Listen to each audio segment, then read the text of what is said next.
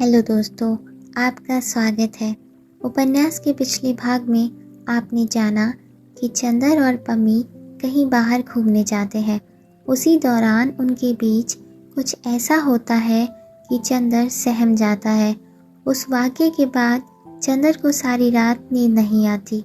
चंदर सुधा को सब बताता है। सुधा उसे समझाती है। सुधा की बातों को सुनकर चंदर को सामान्य महसूस होता है।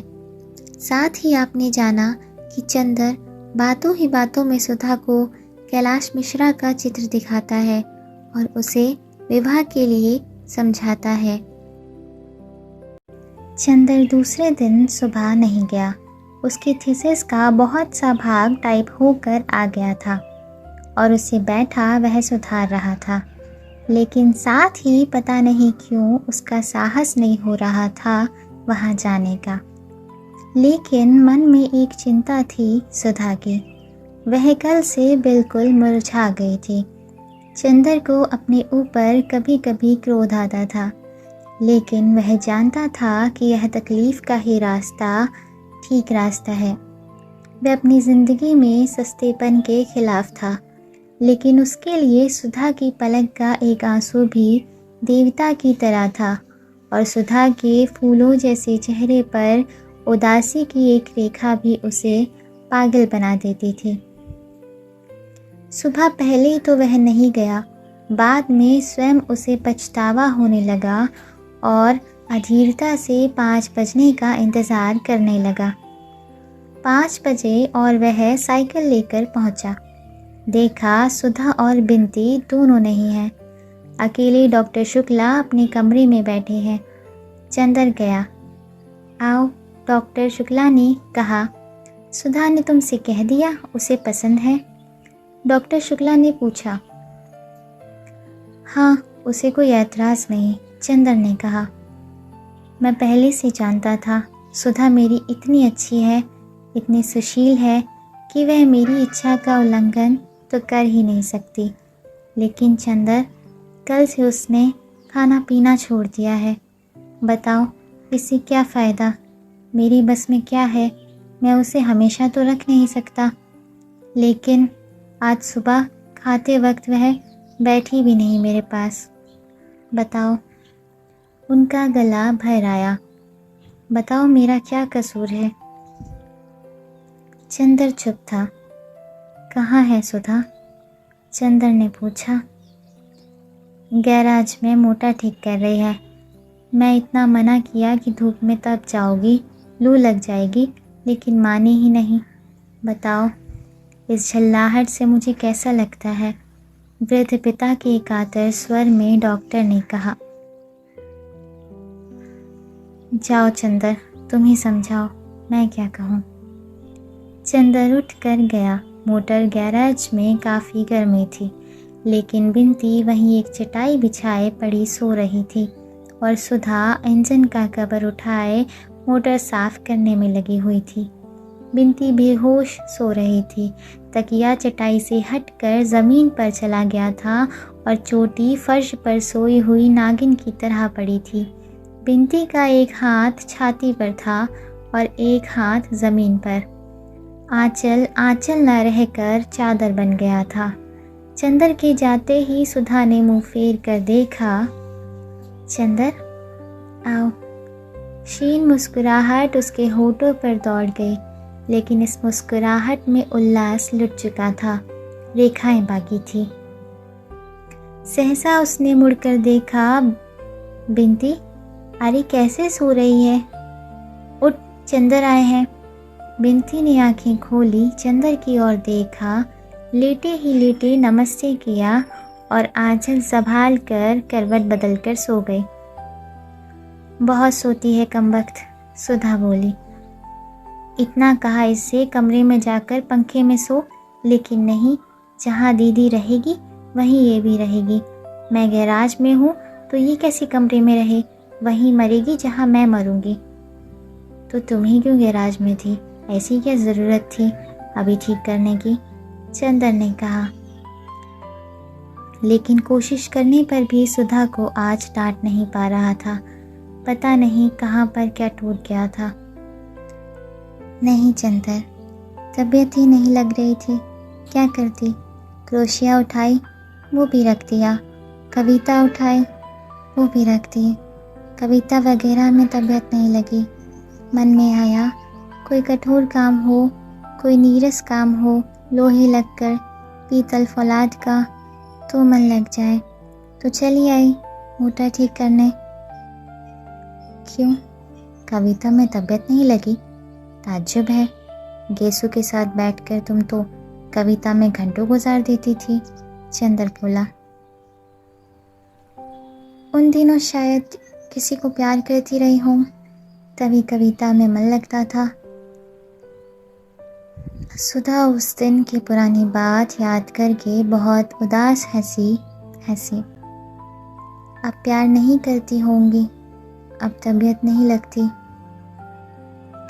बड़ी फीकी, बड़ी बेजार, बड़ी बनावटी लगती हैं ये कविताएं। मन के दर्द के आगे सभी फीकी हैं। और फिर वह उन्हीं पुर्जों में डूब गई। चंदर भी चुपचाप मोटर की खिड़की से टिककर खड़ा हो गया और चुपचाप कुछ सोचने लगा।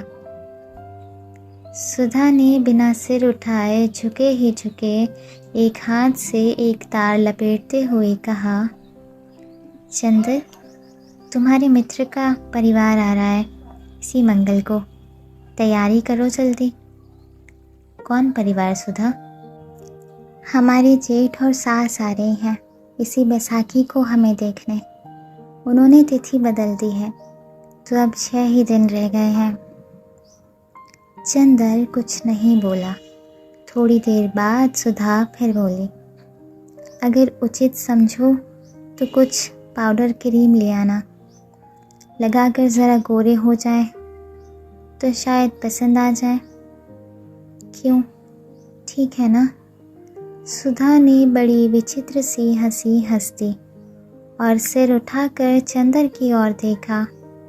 चंदर चुप था, लेकिन उसकी आंखों में अजीब सी पीड़ा थी और उसके माथे पर बहुत ही करुण छा। सुधा ने कवर गिरा दिया और चंदर के पास जाकर बोली, क्यों चंदर, बुरा मान गए हमारी बात का? क्या करें चंदर, कल से हम मजाक करना भी भूल गए। मजाक करते हैं तो व्यंग बन जाता है, लेकिन हम तुमको कुछ कह नहीं रहे थे। चंदर, उदास ना हो, बड़े ही दुलार से सुधा बोली। अच्छा, हम कुछ नहीं कहेंगे। और उसने अपना आंचल संभालने के लिए हाथ उठाया।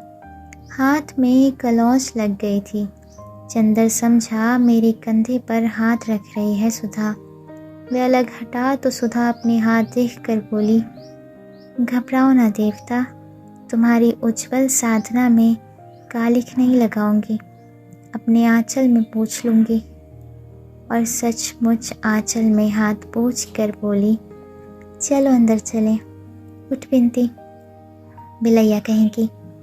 चंदर को सोफे पर बिठाकर उसी की बगल में सुधा बैठ गई और उंगलियां तोड़ते हुए कहा, चंदर, सिर में बहुत दर्द हो रहा है मेरे। सिर में दर्द नहीं होगा तो क्या, इतनी तपिश में मोटर बना रही थी। पापा कितने दुखी हो रहे थे आज। तुम्हें इस तरह करना चाहिए, फिर फ़ायदा क्या हुआ? ना ऐसे दुखी किया तो वैसे दुखी कर लिया, बात तो वही रही ना। तारीफ तो तब थी कि तुम अपनी दुनिया में अपने हाथ से आग लगा देती और चेहरे पर शिकन ना आती। अभी तक दुनिया की सभी ऊंचाई समेट कर भी बाहर से वही बचपन कायम रखा था तुमने। अब दुनिया का सारा सुख अपने हाथ से लुटने पर भी वह बचपन, वही उल्लास क्यों नहीं कायम रखती? बचपन? सुधा हंसी। बचपन अब ख़त्म हो गया चंदर, अब मैं बड़ी हो गई। बड़ी हो गई? कब से? कल दोपहर से चंदर। चंदर चुप। थोड़ी देर बाद फिर स्वयं सुधा ही बोली, नहीं चंदर, 2-3 दिन में ठीक हो जाऊंगी, तुम घबराओ मत। मैं मृत्युशैया पर भी होऊंगी तो तुम्हारे आदेश पर हंस सकती हूँ। और फिर सुधा गुमसुम बैठ गई। चंदर चुपचाप सोचता रहा और बोला, सुधी, मेरा तुम्हें कुछ भी ध्यान नहीं है। और किसका है चंदर? तुम्हारा ध्यान ना होता तो देखती मुझे कौन जगा सकता था। आज से सालों पहले जब मैं पापा के पास आई थी तो मैंने कभी ना सोचा था कि कोई भी होगा जिसके सामने मैं इतना झुक जाऊंगी। अच्छा चंदर, मन बहुत उचट रहा है, चलो कहीं घूम आए। चलोगे? चलो, चंदर ने कहा। चाय बिंती को जगा लाए, वह कमबख्त अभी पड़ी सो रही है। सुधा उठकर चली गई। थोड़ी देर में बिंती आंख मलते बगल में चटाई दाबे आई और फिर बरामदे में बैठकर ऊँघने लगी। पीछे पीछे सुधा आई और चोटी खींच कर बोली, चल तैयार हो, चलेंगे घूमने। थोड़ी देर में तैयार हो गए। सुधा ने जाकर मोटर निकाली और बोली चंदर से, तुम चलाओगे या हम? आज हम ही चलाएं। चलो किसी पेड़ से लड़ा दे मोटर आज। अरे बाप रे, पीछे बिंती चिल्लाई, तब हम नहीं जाएंगे। सुधा और चंदर दोनों ने मुड़कर उसे देखा और उसकी घबराहट देखकर दंग रह गए। नहीं, मरेगी नहीं तू, सुधा ने कहा और आगे बैठ गई। बिंती, तू पीछे बैठेगी? सुधा ने पूछा। ना भैया, मोटर चलेगी तो मैं के जाऊंगी। अरे कोई मोटर के पीछे बैठने के लिए थोड़ी कह रही हूँ, पीछे की सीट पर बैठेगी, सुधा ने पूछा। ओह, मैं समझी तुम कह रही हो पीछे बैठने के लिए, जैसे बग्घी में साइस बैठते हैं। हम तुम्हारे पास बैठेंगे, बिंती ने मचल कर कहा। अब तेरा बचपन इटला रहा है, बिल्ली कहीं की, चला मेरे पास। बिंती मुस्कुराती हुई जाकर सुधा के बगल में बैठ गई। सुधा ने उसे दुलार से पास खींच लिया। चंदर पीछे बैठा तो सुधा बोली, अगर कुछ हर्ज ना समझो तो तुम भी आगे आ जाओ, या दूरी रखनी हो तो पीछे ही बैठो। चंदर आगे बैठ गया, बीच में बिंती, इधर चंदर, उधर सुधा। मोटर चली तो बिंती चीखी, अरे मेरे मास्टर साहब।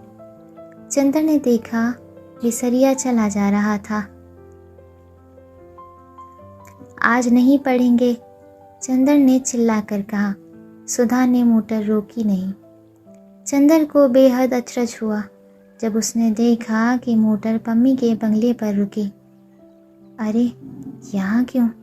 चंदर ने पूछा। यूं ही, सुधा ने कहा। आज मन हुआ कि मिस पम्मी की अंग्रेजी कविता सुने। क्यों?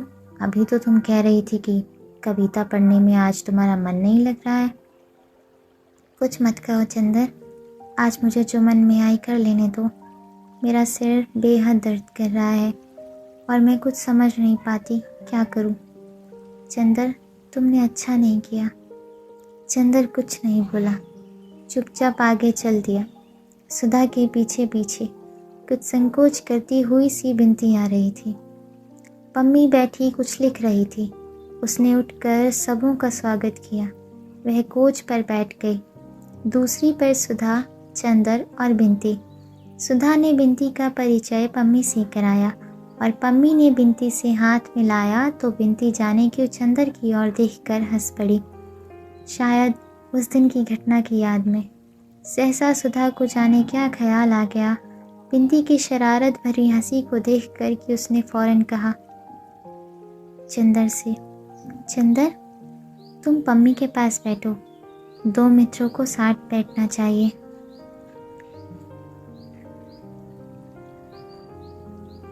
हाँ, और ख़ास तौर से जब वह कभी कभी मिलते हों, बिंती ने मुस्कुराते हुए जोड़ दिया। पम्मी ने मजाक समझ लिया और बिना शर्माए बोली, हम लोगों को मध्यस्थ की ज़रूरत नहीं, धन्यवाद। आओ चंदर, यहाँ आओ। पम्मी ने चंदर को बुलाया। चंदर उठकर पम्मी के पास बैठ गया। थोड़ी देर तक बातें होती रहीं। मालूम हुआ बर्डी अपने एक दोस्त के साथ तराई के पास शिकार खेलने गया है। आजकल वह दिन की शक्ल का एक पाननुमा दफ्ती का टुकड़ा काट कर उसमें गोली मारा करता है, और जब किसी चिड़िया वगैरह को मारता है तो शिकार को उठाकर देखता है कि गोली हृदय में लगी है या नहीं। स्वास्थ्य उसका सुधर रहा है। सुधा कोच पर सिटे के उदास बैठी थी। सहसा पम्मी ने बिनती से कहा, आपको पहली दफ़े देखा मैंने, आप बात ही क्यों नहीं करती? बिनती ने झेप कर मुँह झुका लिया। बड़ी विचित्र लड़की थी, हमेशा चुप रहती थी और कभी कभी बोलने की लहर आती तो गुटरगू करके घर को जा देती थी, और जिन दिनों चुप रहती थी उन दिनों ज़्यादातर आँख की निगाह कपोलों की आशनाई या अंधेरों की मुस्कान के द्वारा बातें करती थी। पम्मी बोली, आपको फूलों से शौक़ है? हाँ हाँ, बिनती सिर हिलाकर बोली। चंदर, इन्हें जाकर गुलाब दिखा लाओ, इधर फिर खूब खिले हैं। बिनती ने सुधा से कहा। चलो दीदी, और चंदर के साथ बढ़ गई। फूलों के बीच में पहुंचकर बिनती ने चंदर से कहा, सुनिए, दीदी को तो जाने क्या होता जा रहा है, बताइए ऐसा क्या होगा? मैं खुद परेशान हूँ बिनती, लेकिन पता नहीं कहाँ मन में कौन सा विश्वास है जो कहता है कि नहीं, सुधा अपने को संभालना जानती है, अपने मन को संतुलित करना जानती है, और सुधा सचमुच ही त्याग में ज़्यादा गौरवमयी हो सकती है। इसके बाद चंदर ने बात टाल दी। वह बिनती से ज़्यादा बात करना नहीं चाहता था सुधा के बारे में। बिनती ने चंदर को मौन देखा तो बोली, एक बात कहें आपसे, मानिएगा? क्या? अगर हमसे कभी कोई अनधिकार चेष्टा हो जाए तो क्षमा कर दीजिएगा, लेकिन आप और दीदी दोनों मुझे इतना चाहते हैं कि हम समझ नहीं पाते कि व्यवहारों को कहाँ सीमित रखूं। बिनती ने सिर झुकाए एक फूल को नोचते हुए कहा। चंदर ने उसकी ओर देखा, क्षण भर चुप रहा, फिर बोला, नहीं बिनती, जब सुधा तुम्हें इतना चाहती है तो तुम हमेशा मुझ पर उतना ही अधिकार समझना जितना सुधा पर। उधर पम्मी ने चंदर के जाते ही सुधा से कहा, क्या आपकी तबीयत खराब है? नहीं तो, आज आप बहुत पीली नज़र आती हैं, पम्मी ने पूछा। हाँ, कुछ मन नहीं लग रहा था तो मैं आपके पास चली आई कि आपके कुछ कविताएं सुनूं, अंग्रेज़ी की। दोपहर को मैंने कविता पढ़ने की कोशिश की तो तबीयत नहीं लगी, और शाम को लगा कि अगर कविता नहीं सुनूंगी तो सिर फट जाएगा। सुधा बोली, आपके मन में कुछ संघर्ष मालूम पड़ता है, या शायद एक बात पूछूं आपसे? क्या? पूछिए। आप बुरा तो नहीं मानेंगी? नहीं, बुरा क्यों मानूंगी? आप कपूर को प्यार तो नहीं करती? उससे विवाह तो नहीं करना चाहती? छी मिस पम्मी, आप कैसी बातें कर रही हैं? उसका मेरे जीवन में कोई ऐसा स्थान नहीं है। छी, आपकी बात सुनकर शरीर में कांटे उठ आते हैं। मैं और चंदर से विवाह करूंगी, इतनी घिनौनी बात तो मैंने कभी नहीं सुनी। माफ़ कीजिएगा, मैंने यूं ही पूछा था। क्या चंदर किसी को प्यार करता है? नहीं, बिल्कुल नहीं, सुधा ने उतने ही विश्वास से कहा जितने विश्वास से उसने अपने बारे में कहा था। इतने में चंदर और बिनती आ गए। सुधा बोली अधीरता से, मेरा एक एक क्षण कितना मुश्किल हो रहा है, आप शुरू कीजिए कुछ गाना। कपूर, क्या सुनोगे? पम्मी ने कहा। अपने मन से सुनाओ। चलो, सुधा ने कहा तो कविता सुनने को मिली। पम्मी ने अलमारी से एक किताब उठाई और एक कविता गाना शुरू की कि अपनी हेयर पिन निकाल कर मेज पर रख दी और उसके बाल मचलने लगे। चंदर के कंधे से वह टिक कर बैठ गई और किताब चंदर की गोद में रख दी। बिनती मुस्कुराई तो सुधा ने आँख के इशारे से मना कर दिया। पम्मी ने गाना शुरू किया, लेडी नॉर्टन का एक गीत। मैं तुम्हें प्यार नहीं करती हूँ, मैं तुम्हें प्यार नहीं करती हूँ, फिर भी मैं उदास रहती हूँ जब तुम पास नहीं होते हो। और मैं उस चमकदार नीले आकाश से भी ईर्ष्या करती हूँ जिसके नीचे तुम खड़े होगे और जिसके सितारे तुम्हें देख सकते हैं। चंदर ने पम्मी की ओर देखा। सुधा ने अपने ही वक्ष में अपना सिर छुपा लिया। पम्मी ने एक पद समाप्त कर एक गहरी सांस ली और फिर शुरू किया। मैं तुम्हें प्यार नहीं करती हूँ, फिर भी तुम्हारी बोलती हुई आँखें, जिनकी नीलिमा में गहराई, चमक और अभिव्यक्ति है, मेरे निर्निमेष पलकों और जागते अर्धरात्रि के आकाश में नाच जाती है। और किसी की आँखों के बारे में ऐसा नहीं होता। सुधा ने बिंती को अपने पास खींच लिया और उसके कंधे पर सिर टेक कर बैठ गई। पम्मी गाती गई। न मुझे मालूम है कि मैं तुम्हें प्यार नहीं करती हूँ, लेकिन फिर भी कोई शायद मेरे साफ दिल पर विश्वास नहीं करेगा। और अक्सर मैंने देखा है कि लोग मुझे देखकर मुस्कुरा देते हैं, क्योंकि मैं उधर एकटक देखती हूँ जिधर से तुम आया करते हो। गीत का स्वर बड़े स्वाभाविक ढंग से उठा, लहराने लगा, कांप उठा और फिर धीरे धीरे एक करुण सिसकती हुई लय में डूब गया। गीत खत्म हुआ तो सुधा का सिर बिंती के कंधे पर था और चंदर का हाथ पम्मी के कंधे पर। चंदर थोड़ी देर सुधा की ओर देखता रहा, फिर पम्मी की एक हल्की सुनहरी लट से खेलते हुए बोला, पम्मी, तुम बहुत अच्छा गाती हो। अच्छा? आश्चर्यजनक। कहो चंदर, पम्मी इतनी अच्छी है, ये तुमने कभी नहीं बताया था। हमें फिर कभी सुनाइएगा। हाँ मिस शुक्ला, काश के बजाय लेडी नॉर्टन के ये गीत आपने लिखा होता। सुधा घबरा गई। चलो चंदर, चलें अब, चलो। उसने चंदर का हाथ पकड़कर खींच लिया। मिस पम्मी, अब फिर कभी आएंगे, आज मेरा मन ठीक नहीं है। चंदर ड्राइव करने लगा। बिंती बोली, हमें आगे हवा लगती है, हम पीछे बैठेंगे। कार चली तो सुधा बोली, अब मन कुछ शांत है चंदर।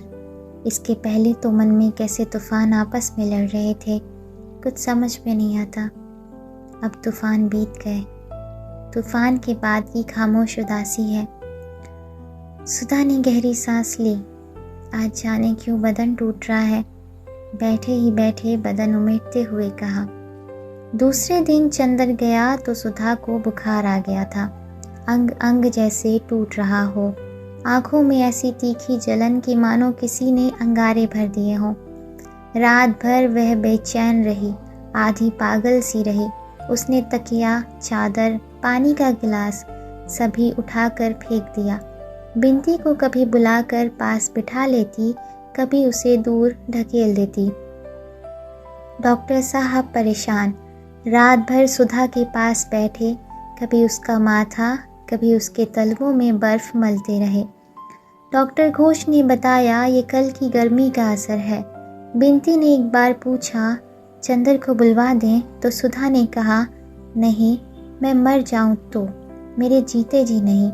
बिंती ने ड्राइवर से कहा, चंदर को बुला लाओ, तो सुधा ने बिगड़ कर कहा, क्यों, तुम सब लोग मेरी जान लेने पर तुले हो।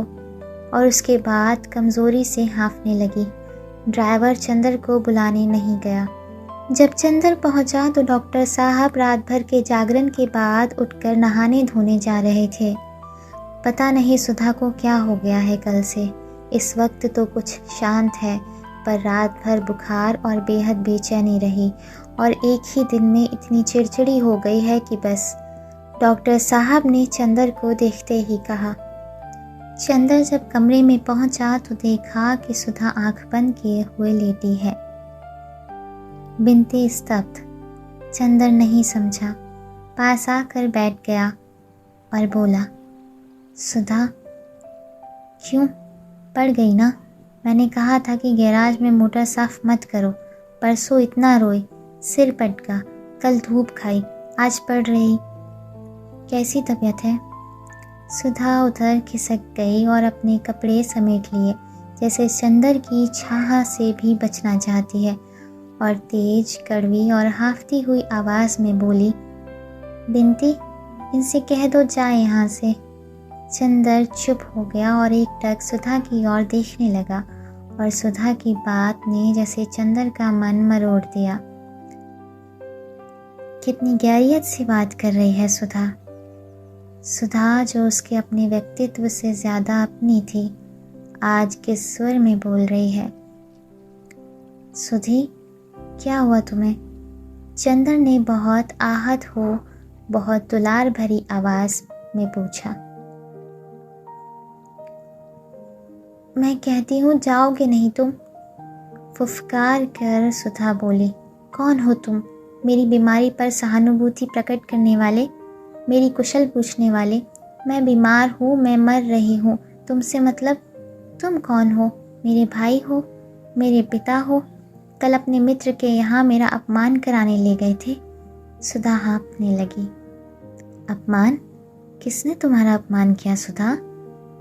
पम्मी ने तो कुछ भी नहीं कहा। तुम पागल तो नहीं हो गई? चंदर ने सुधा के पैरों पर हाथ रखते हुए कहा। पागल हो नहीं गई तो हो जाऊंगी। उसने पैर हटा लिए। तुम, पम्मी, केसू, पापा, डॉक्टर, सब लोग मिलकर मुझे पागल कर दोगे।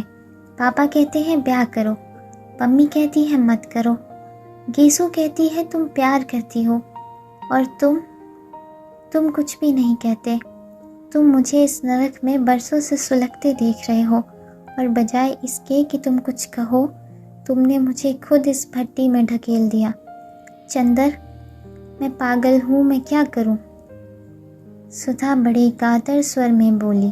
चंदर चुप था, सिर्फ सिर झुकाए, हाथों पर माथा रखे बैठी रही। फिर बोली, तुम्हें क्या हक था कल पम्मी के यहाँ ले जाने का? उसने क्यों कल गीत में कहा कि मैं तुम्हें प्यार करती हूँ? सुधा बोली। चंदर ने बिनती की ओर देखा। क्यों बिनती? बिनती से मैं कुछ नहीं छिपाता। क्यों? पम्मी ने कल कहा। मैं तुम्हें प्यार नहीं करती, मेरा मन मुझे धोखा नहीं दे सकता, मैं तुमसे सिर्फ जाने क्या करती हूँ। फिर पम्मी ने कल ऐसी बात क्यों कही? मेरे रोम रोम में जाने कौन सा ज्वालामुखी धधक उठता है ऐसी बातें सुनकर। तुम क्यों पम्मी के यहाँ ले गए? तुम खुद गई थी सुधा, चंदर बोला। तो तुम रोक नहीं सकते थे? तुम कह देते मत जाओ, तो मैं कभी जा सकती थी।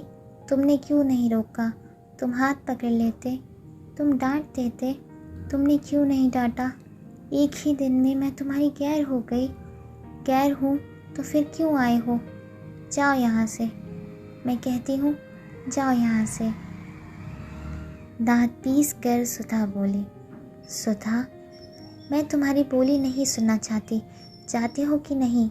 और सुधा ने अपने माथे पर से उठाकर आइस बैग फेंक दिया। बिनती चौंक उठी, चंदर चौंक उठा। उसने मुड़कर सुधा की ओर देखा। सुधा का चेहरा डरावना लग रहा था। उसका मन रो आया। वह उठा, क्षण भर सुधा की ओर देखता रहा और धीरे धीरे कमरे से बाहर चला गया। बरामदे के सोफे पर आकर सिर झुकाकर बैठ गया। सोचने लगा, यह सुधा को क्या हो गया? परसों शाम को वह इसी सोफे पर सोया था। सुधा बैठी पंखा चल रही थी। कल शाम को वह हंस रही थी। लगता था तूफान शांत हो गया। पर यह क्या? अंतर्द्वंद्व ने यह रूप कैसे ले लिया और क्यों ले लिया? जब वह अपने मन को शांत रख सकता है, जब वह सभी कुछ हंसते हंसते बर्दाश्त कर सकता है, तो सुधा क्यों नहीं कर सकती? उसने आज तक अपनी सांसों से सुधा का निर्माण किया है, सुधा को तिल तिल बनाया है, सजाया है, संवारा है। फिर सुधा में यह कमज़ोरी क्यों? क्या उसने यह रास्ता अख्तियार करके भूल की? क्या सुधा भी एक साधारण सी लड़की है जिसके प्रेम और घृणा का स्तर उतना ही साधारण है। माना उसने अपने दोनों के लिए एक ऐसा रास्ता अपनाया है जो विलक्षण है। लेकिन इससे क्या, सुधा और वह दोनों ही क्या विलक्षण नहीं है? फिर सुधा क्यों बिखर रही है? लड़कियां भावना की ही बनी होती हैं। साधना उन्हें आती ही नहीं क्या? उसने सुधा का गलत मूल्यांकन किया था। क्या सुधा इस तलवार की धार पर चलने में असमर्थ साबित होगी? यह तो चंदर की हार थी। और फिर सुधा ऐसी ही रही तो सुधा चंदर की आत्मा है।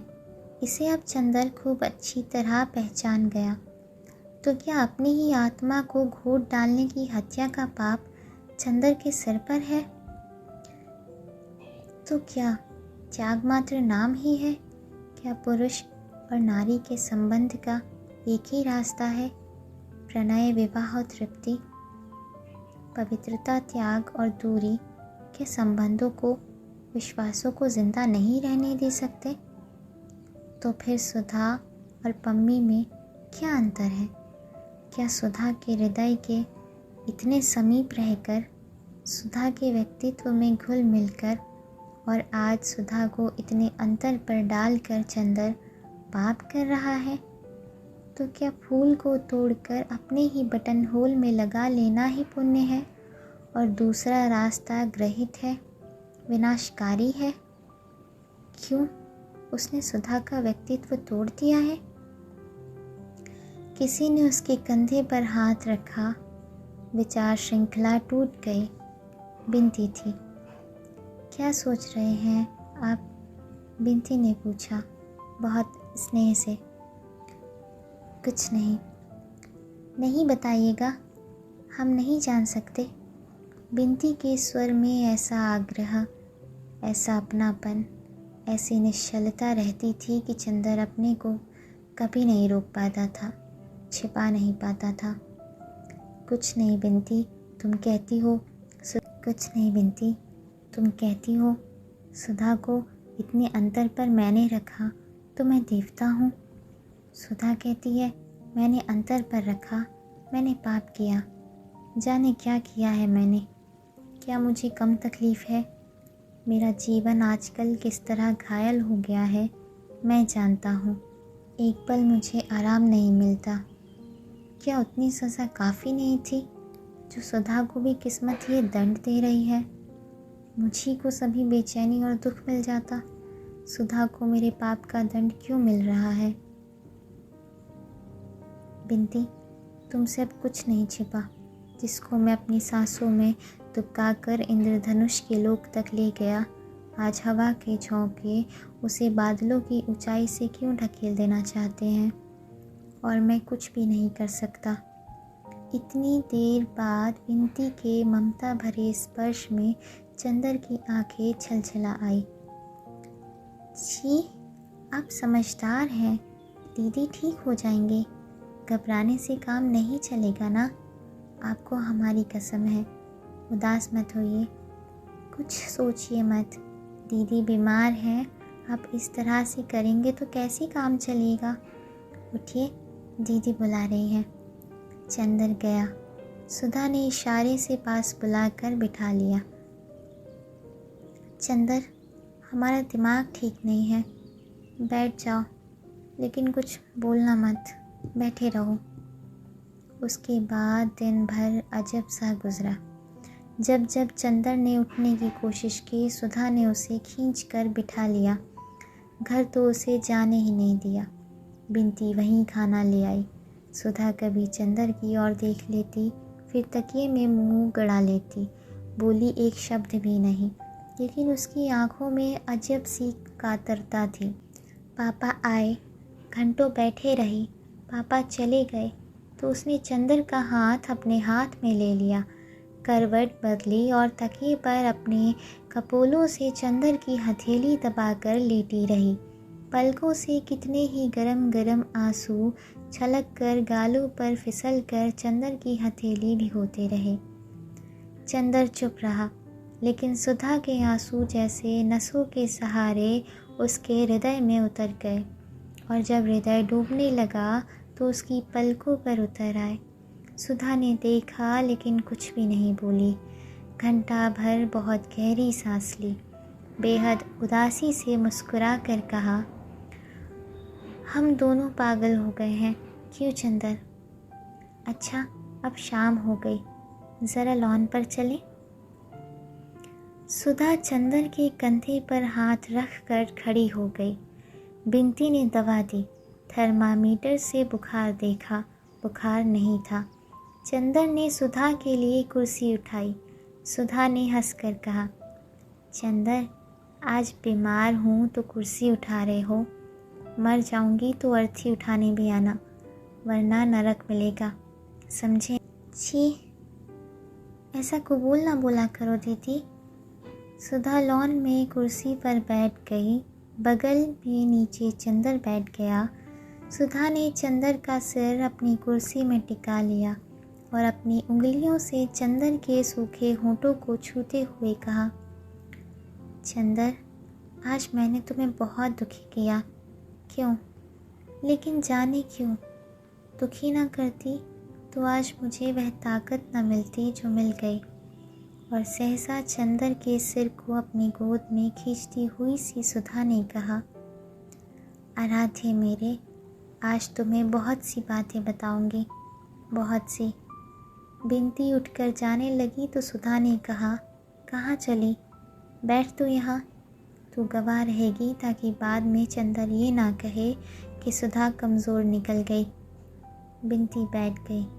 सुधा ने क्षण भर आंखें बंद कर ली और अपनी वेनी पीठ पर से खींचकर गोद में ढाल ली और बोली, चंदर, आज कितने ही साल हुए जब से मैंने तुम्हें जाना है। तब से अच्छे बुरे सभी कामों का फैसला तुम ही करते रहे हो। आज भी तुम ही बताओ चंदर कि अगर मैं अपने को बहुत संभालने की कोशिश करती हूँ और नहीं संभाल पाती हूँ तो यह कोई पाप तो नहीं? तुम जानते हो चंदर, तुम जितने मजबूत हो उस पर मुझे घमंड है कि तुम कितनी ऊंचाई पर हो। मैं भी उतना ही मजबूत बनने की कोशिश करती हूँ, उतने ही ऊंचे उठने की कोशिश करती हूँ। अगर कभी कभी फिसल जाती हूँ तो यह अपराध तो नहीं? नहीं, चंदर बोला। और अगर अपने उस अंतर्द्वंद के क्षणों में तुम पर कठोर हो जाती हूँ तो तुम सह लेते हो। मैं जानती हूँ तुम मुझे जितना स्नेह करते हो उसमें मेरी सभी दुर्बलताएं धुल जाती हैं। लेकिन आज मैं तुम्हें विश्वास दिलाती हूँ चंदर कि मुझे खुद अपनी दुर्बलताओं पर शर्म आती है और आगे से मैं वैसी ही बनूंगी जैसा तुमने सोचा है चंदर। चंदर कुछ नहीं बोला, सिर्फ घास पर रखे हुए सुधा के पांव पर अपनी कांपती उंगलियां रख दी। सुधा कहती गई, चंदर, आज से कुछ ही महीने पहले जब गेसू ने मुझसे पूछा था कि तुम्हारा दिल कहीं झुका था तो मैंने इनकार कर दिया था। कल पम्मी ने पूछा तुम चंदर को प्यार करती हो तो मैंने इनकार कर दिया था। मैं आज भी इनकार करती हूँ कि मैंने तुम्हें प्यार किया है या तुमने मुझे प्यार किया है। मैं भी समझती हूँ और तुम भी समझते हो, लेकिन ये न तुमसे छिपा है न मुझसे कि तुमने जो कुछ दिया है वह प्यार से कहीं ज़्यादा ऊंचा और प्यार से कहीं ज़्यादा महान है। मैं बयान नहीं करना चाहती थी, मैंने परसों इनकार कर दिया था। इतनी रोई थी, घीजी थी। बाद में मैंने सोचा कि यह गलत है, ये स्वार्थ है। जब पापा मुझे इतना प्यार करते हैं तो मुझे उनका दिल नहीं दुखाना चाहिए।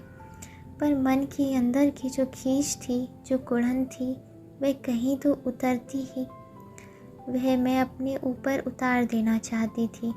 मन में आता था अपने को कितना कष्ट दे डालूं, इसलिए अपने गैराज में जाकर मोटर संभाल रही थी, लेकिन वहाँ भी असफल रही और अंत में वह खींच अपने मन पर भी न उतार कर उस पर उतारी जिसको मैंने अपने से भी बढ़कर माना। वह खींच उतारी तुम पर। चंदर ने सुधा की ओर देखा। सुधा मुस्कुरा कर बोली, ना, ऐसे मत देखो। यह मत समझो कि अपने आज के व्यवहार के लिए मैं तुमसे क्षमा मांगूंगी। मैं जानती हूँ मांगने से तुम दुखी भी होंगे और डांटने भी लगोगे। खैर, आज से मैं अपना रास्ता पहचान गई हूँ। मैं जानती हूँ कि मुझे कितना संभल कर चलना है। तुम्हारे सपने को पूरा करने के लिए मुझे अपने को क्या बनाना होगा, ये भी मैं समझ गई हूँ। मैं खुश रहूँगी, सबल रहूँगी और सशक्त रहूँगी, और जो रास्ता तुम दिखलाओगे उधर ही चलूँगी। लेकिन एक बात बताओ चंदर, मैंने ब्याह कर लिया और वहाँ सुखी ना रह पाई, फिर और उन्हें वहाँ भावना उपासना ना दे पाई, और फिर तुम्हें दुख हुआ तब? चंदर ने घास का एक तिनका तोड़ कर कहा, देखो सुधा, एक बात बताओ। अगर मैं तुम्हें कुछ कह देता हूँ और उसे तुम मुझी को वापस दे देती हो तो कोई बहुत ऊंची बात नहीं हुई। अगर मैंने तुम्हें सचमुच ही स्नेह या पवित्रता जो कुछ भी दिया है उसे तुम उन सभी के जीवन में ही क्यों नहीं प्रतिफलित कर सकती जो तुम्हारे जीवन में आते हैं, चाहे वह पति ही क्यों ना हो। तुम्हारे मन के अक्षय स्नेह भंडार के उपयोग में इतनी कृपणता क्यों? मेरा सपना कुछ और ही है सुधा। आज तक तुम्हारी सांसों के अमृत ने ही मुझे यह सामग्री दी कि मैं अपने जीवन में कुछ कर सकूं, और मैं भी यही चाहता हूँ कि मैं तुम्हें वह स्नेह दूँ जो कभी घटे ही ना। जितना बांटो उतना बढ़े, और इतना मुझे विश्वास है कि तुम यदि स्नेह की एक बूंद दो तो मनुष्य क्या से क्या हो सकता है। अगर वही स्नेह रहेगा तो तुम्हारे पति को कभी कोई असंतोष क्या हो सकता है। और फिर कैलाश तो इतना अच्छा लड़का है और उसका जीवन इतना ऊंचा कि तुम उसकी ज़िंदगी में ऐसी लगोगी जैसे अंगूठी में हीरा। और जहाँ तक तुम्हारा अपना सवाल है, मैं तुमसे भीख मांगता हूँ कि अपना सब कुछ होकर भी अगर मुझे कोई संतोष रहेगा तो यह देखकर कि मेरी सुधा अपने जीवन में कितनी ऊंची है, मैं तुमसे इस विश्वास की भीख मांगता हूँ। छी, मुझसे बड़े हो चंदर, ऐसी बात नहीं कहते। लेकिन एक बात है, मैं जानती हूँ कि मैं चंद्रमा हूँ, सूर्य की किरणों से ही जिसमें चमक आती है।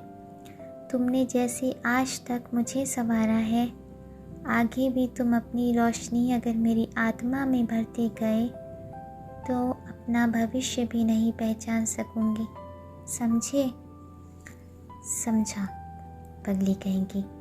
थोड़ी देर चंदर चुप बैठा रहा, फिर सुधा के पाँव से सिर टिका कर बोला, परेशान कर डाला 3 रोज से। सूरत तो देखो कैसी निकल आई है, और बैसाखी को कुल 4 रोज रह गए। अब मत दिमाग बिगाड़ना, वे लोग आते ही होंगे। बिंती, दवा ले आ। बिंती उठकर गई तो सुधा बोली, हटो, अब हम घास पर बैठेंगे। और घास पर बैठकर वह बोली, लेकिन एक बात है, आज से लेकर ब्याह तक तुम हर अवसर पर हमारे सामने रहना। जो कहोगे हम करते जाएंगे। हाँ, हम यह जानते हैं, चंदर ने कहा, और कुछ दूर हटकर घास पर लेट गया और आकाश की ओर देखने लगा। शाम हो गई थी और दिन भर की उड़ी हुई धूल अब बहुत कुछ बैठ गई थी। आकाश के बादल ठहरे हुए थे और उन पर अरुणाई झलक रही थी। एक दुरंगी पतंग बहुत ऊंचे पर उड़ रही थी। चंदर का मन भारी था। हालांकि जो तूफान परसों उठा था वह खत्म हो गया था, लेकिन चंदर का मन अभी मरा मरा हुआ सा था। वह चुपचाप लेटा रहा। बिंती दवा और पानी ले आई। दवा पीकर सुधा बोली, क्यों चुप क्यों हो चंदर? कोई बात नहीं। फिर बोलती क्यों नहीं? देखा बिंती, अभी अभी क्या कह रहे थे और अब देखो इन्हें। सुधा बोली। हम अभी बताते हैं इन्हें, बिंती बोली और गिलास में थोड़ा सा पानी लेकर चंदर के ऊपर फेंक दिया। चंदर चौंक कर उठ बैठा और बिगड़ कर बोला, ये क्या बदतमीज़ी है, अपनी दीदी को यह सब दुलार दिखाया करो। तो क्यों पड़े थे ऐसे, बात करेंगे ऋषि मुनियों जैसे और उदास रहेंगे बच्चों की तरह। वाह रे चंदर बाबू, बिंती ने हंसकर कहा। दीदी ठीक किया ना मैंने? बिल्कुल ठीक, ऐसे ही इनका दिमाग ठीक होगा। इतने में डॉक्टर शुक्ला आए और कुर्सी पर बैठ गए। सुधा के माथे पर हाथ रख कर देखा, अब तो ठीक है? हाँ पापा। बिंती, कल तुम्हारी माता जी आ रही हैं, अब बैसाखी की तैयारी करनी है। सुधा के जेठ आ रहे हैं और सास। सुधा चुपचाप उठकर चली गई। चंदर, बिंती और डॉक्टर साहब बैठे उस दिन का बहुत सा कार्यक्रम बनाते रहे।